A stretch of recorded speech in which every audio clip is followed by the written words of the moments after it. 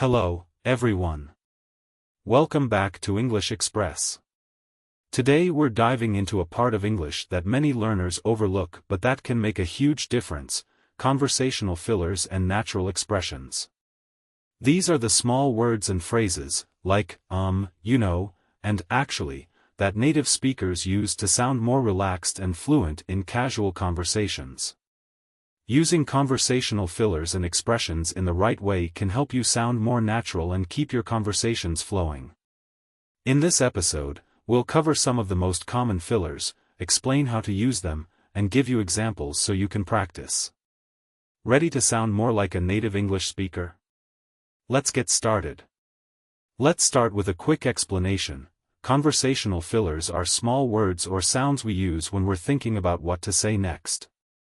They might seem simple, but they help make your speech sound more natural and give you a moment to organize your thoughts.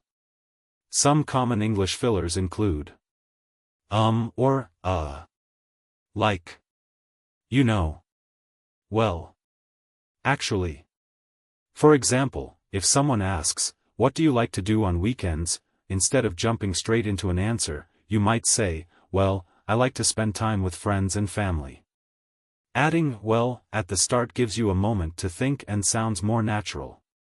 Fillers can be especially helpful when you need a moment to think. Let's go over some examples that you can use to buy time before answering a question. Examples of fillers for buying time. Let me think.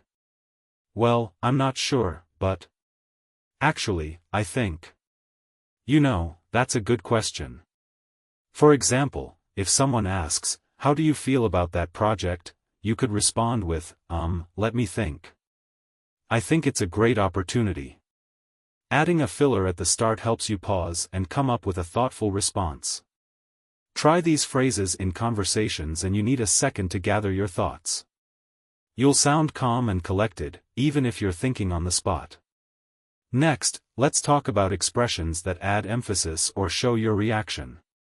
These are useful when you want to add personality or show how you feel about what you're saying. Common expressions for emphasis. Honestly, as in honestly, I think it's the best movie I've seen this year. Actually, to correct or add detail, like actually, I prefer tea over coffee. To be honest, as in, to be honest, I haven't had much time to read lately. To show understanding, like, it's really difficult to keep up with everything. For example, if you're talking about a recent experience, you might say, "Honestly, I didn't expect to enjoy it so much." These expressions make your speech more relatable and can help emphasize your point.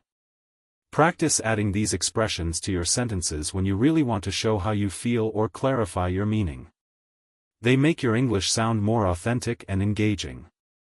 Alright, now that we've talked about different fillers and expressions, let's practice them with some common situations.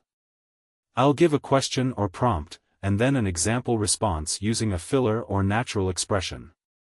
Repeat after me or come up with your own response. Scenario 1. Question: What did you think of the meeting? Example response: Actually, I thought it was pretty helpful. I got a lot of useful information. Scenario 2. Question: Do you want to go to the concert this weekend? Example response: Well, I'd love to, but I'm not sure if I'll be free. Scenario 3. Prompt: Talking about your weekend. Example response: Honestly, it was one of the best weekends I've had in a while. I got to relax and spend time with friends. Using fillers and expressions in different situations can make your responses feel more genuine and conversational.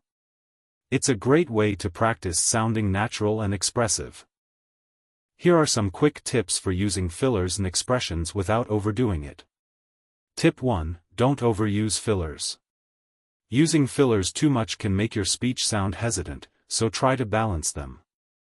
A few here and there make you sound natural, but too many can be distracting. Tip 2: Match your filler to the situation. In formal settings, use fillers sparingly and keep them simple.